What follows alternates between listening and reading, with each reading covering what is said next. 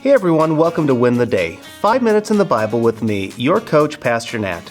Our mission here at Back to the Bible is to move you closer to God each day. And to help you do that, today we're going to talk about being an encourager. Who was your favorite teacher in elementary school? What about in junior high or high school? Did you have a favorite coach? Maybe a favorite boss? So who was your favorite? I think regardless of who you picked, I'm going to safely guess that you picked them because of their investment in you as a person. The best teachers, coaches, or bosses are the people who invested in you and equipped you for success. Did you know that the church exists for the equipping of others for success? It's true. Listen to Paul's words in Ephesians 4.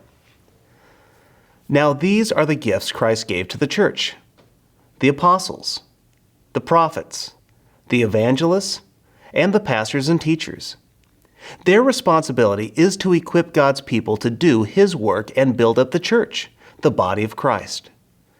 This will continue until we all come to such unity in our faith and knowledge of God's Son that we will be mature in the Lord, measuring up to the full and complete standard of Christ. In February, we covered this passage with greater depth. But simply put, God gives each individual spiritual gifts to serve the church. Now, Paul here lists some offices of the past and current church.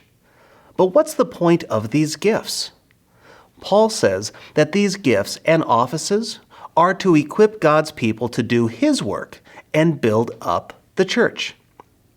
Now, earlier I said God uses the church to equip us for success. And that's because success is rightly defined as glorifying God by being faithful in the work of the church. You see, God's not going to do what those rough teachers did, hand you a test that you never studied for.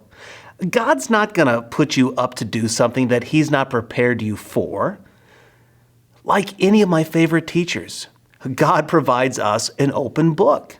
He's there for you to point you in the right direction. And you see, that's what we are called to do as the body of Christ. We are called to equip and encourage others to grow in their love and to grow in their knowledge of God. We are called to equip and encourage believers to follow God and obey all He has commanded out of love, and that's important. Many Christians today, they look, they sound, and they just behave like non-believers. They're doing their walk alone. But God never intended for us to do it that way.